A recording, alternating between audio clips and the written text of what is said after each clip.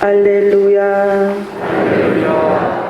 주님의 이름으로 오시는 분 찬미 받으소서. 다가오는 우리 조상 다윗의 나라는 복되어라. 주님께서 여러분과 함께 마테오가 전한 거룩한 복음입니다.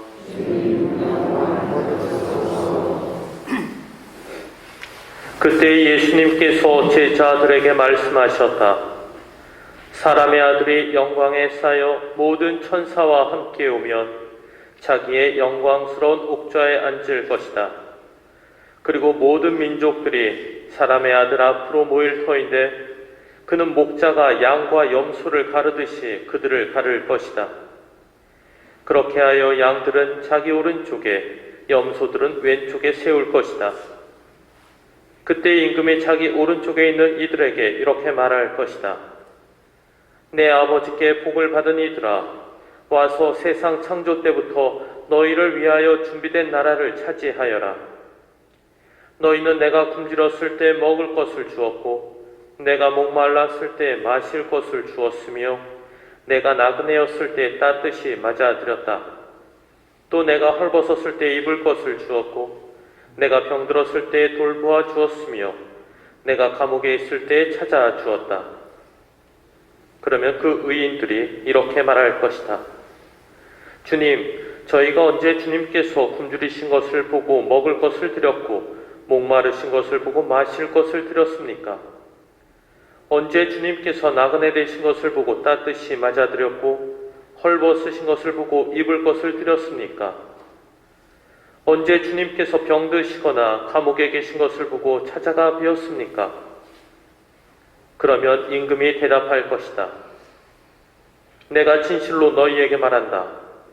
너희가 내 형제들인 이 가장 작은 이들 가운데 한 사람에게 해준 것이 바로 나에게 해준 것이다.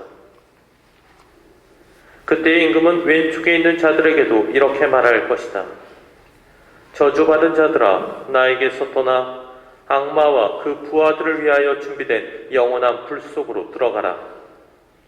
너희는 내가 굶주렸을 때 먹을 것을 주지 않았고 내가 목말랐을 때 마실 것을 주지 않았으며 내가 나그네였을 때 따뜻이 맞아들이지 않았다. 또 내가 헐벗었을 때 입을 것을 주지 않았고 내가 병들었을 때와 감옥에 있을 때 돌보아 주지 않았다. 그러면 그들도 이렇게 말할 것이다. 주님, 저희가 언제 주님께서 굶주리시거나 목마르시거나 나그네 되신 것을 보고 또 헐벗으시거나 병드시거나 감옥에 계신 것을 보고 시중 들지 않았다는 말씀입니까? 그때 임금이 대답할 것이다. 내가 진실로 너희에게 말한다. 너희가 이 가장 작은 이들 가운데 한 사람에게 해주지 않은 것이 바로 나에게 해주지 않은 것이다. 이렇게 하여 그들은 영원한 벌을 받는 곳으로 가고 의인들은 영원한 생명을 누리는 곳으로 갈 것이다. 주님의 말씀입니다. 모두 앉으십시오. 찬미 예수님, 자, 오늘 천정성체하는 어린이들 자리에서 일어서 뒤로 돌아. 자, 우리 어린이들 오늘 천정성체를 하게 될 텐데 우리 뒤에 계신 분들 큰 박수로 축하해 주시기 바랍니다. 차렷 인사.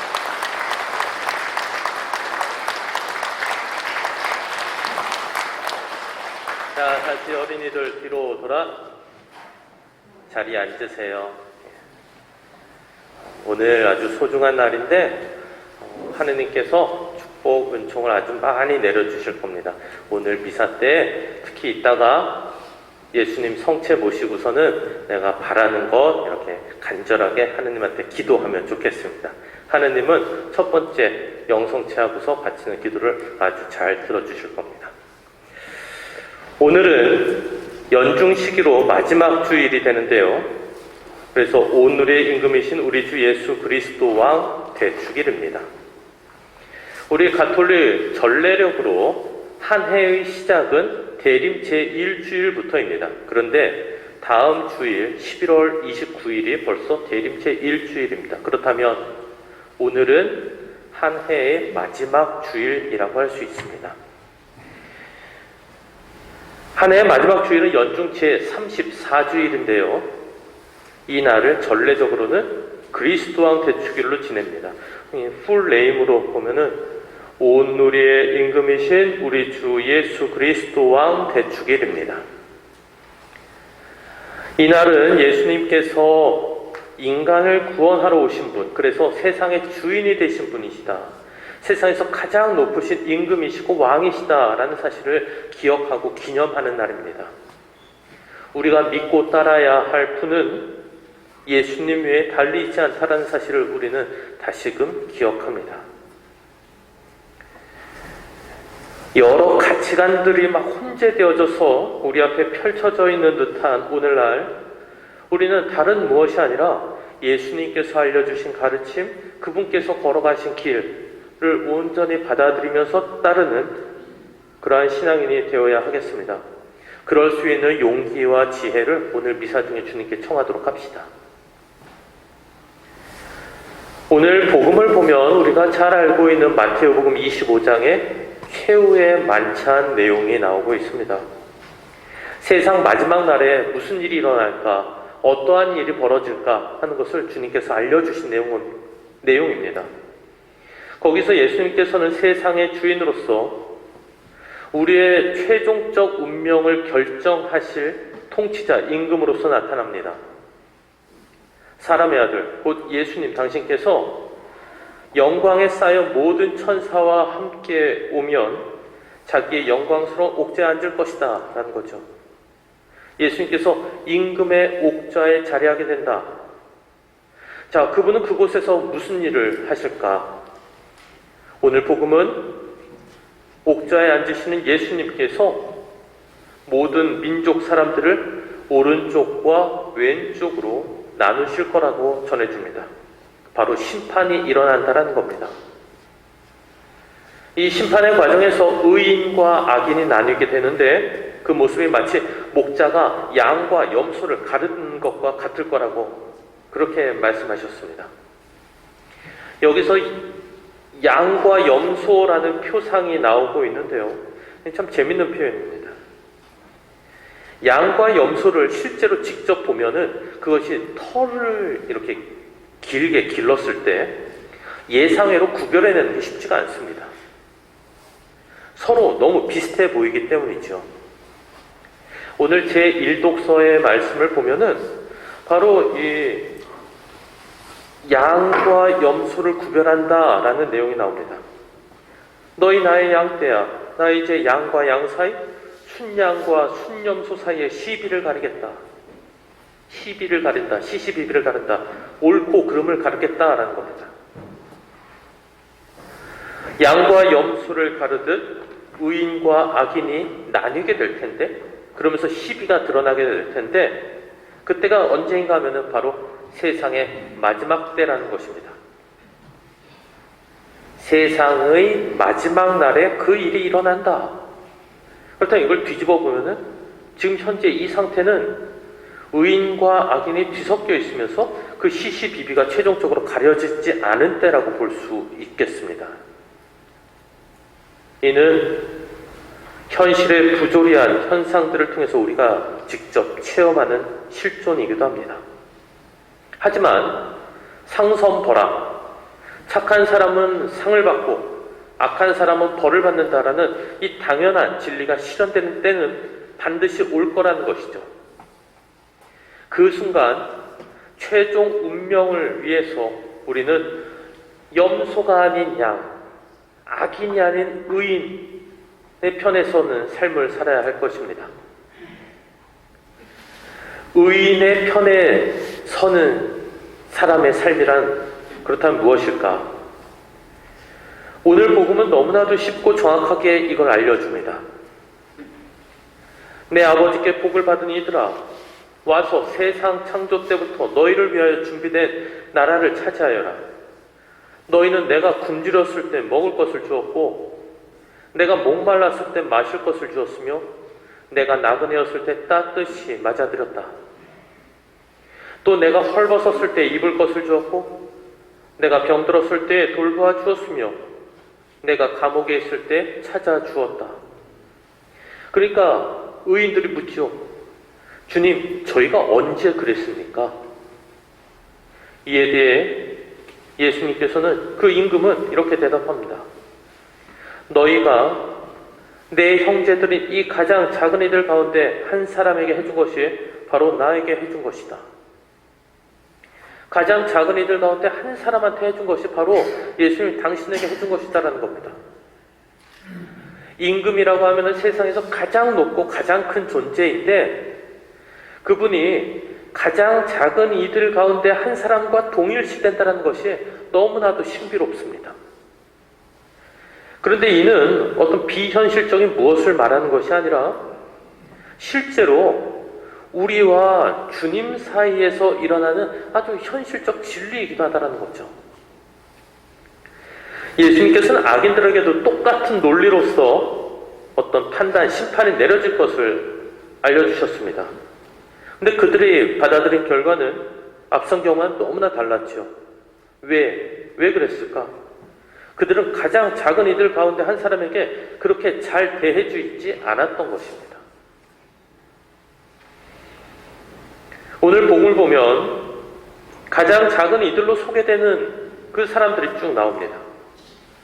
굶주린 사람들, 목마른 사람들, 나그네 된 사람들, 헐벗은 사람들, 병든 사람들, 감옥에 갇힌 사람들. 이들은 한결같이 도움을 필요로 하는 사람들이었습니다.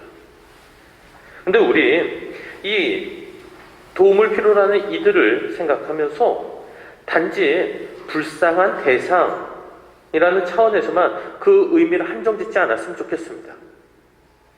그보다는 내가 좀 더 다가가기 어려운 대상으로 그 의미 확장시켜서 이해하면 좋겠습니다. 왜냐하면요, 단순히 불쌍한 사람을 돕는다라고 할 때 우리는 때론 지나친 영웅심에 스스로 도취되거나 아니면은 자기 만족적으로 자기 행복을 추구하는 차원에서 어떤 자선 행위를 하는 경우가 있을 수 있기 때문입니다. 그것이 아니라 내가 정말로 다가가기 어려운 사람, 하지만 다가갈 때 우리 마음속에서 내적으로 무슨 일이 일어나는가, 진정한 희생이 일어나는 것이고 거기에서 참다운 사랑이 피어나게 됩니다. 가장 작은 이들 가운데 한 사람에게 그렇게 다가가게 될 때 희생과 사랑을 진정으로 꽃 피워내면서 다가가게 될 때 나로 인해서 하늘나라에서는 커다란 축제가 열리게 될 것이고 그 하늘나라에는 바로 내 이름 앞에 너무나 소중한 보화가 쌓이게 될 것입니다. 형제자매 여러분, 어떤 이는 오늘날을 가리켜서 신을 잃어버린 시대라고 말했습니다. 하느님을 잃어버린 시대. 그 말은 현대인들이 미래, 내세, 하느님 나라, 그러한 것에 대한 시각을 외면하고 현 시대의 세속적 관심사에만 매몰되어 있음을 지적한 말입니다. 우리 모두는 종교심을 가지고 있고 또한 하느님께 대한 영적 감각을 지니고 있는데 애써 그것을 외면하고 무시하면서 살아가고 있다는 거죠. 종교와 관련된 현대, 오늘날의 위기가 있습니다. 근데 그 위기는 무신론이 아닙니다. 신이 있냐 없냐 차원의 문제가 아닙니다. 오늘날의 문제는 신이 있든 없든 그건 나 모르겠고 아무튼 나는 거기에 관심이 없다는 무관심주의입니다.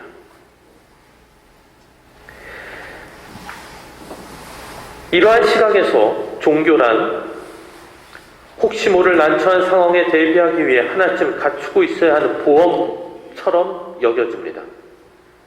당연히 하느님은 그다지 중요한 관심의 대상이 되지 않습니다.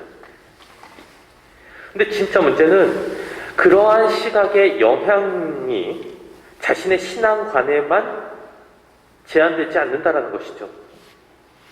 그것은 이웃을 바라보는 시각, 세상을 바라보는 시각에도 분명한 영향을 미칩니다.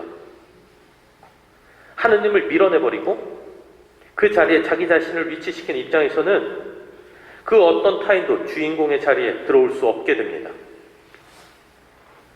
하느님을 밀어낸 사람은 타인을 향하여 진정한 사랑을 전해줄 수 없습니다. 주인공의 자리를 자기 자신이 끝까지 고집하기 때문에 모든 에너지는 오직 그만을 향하게 됩니다.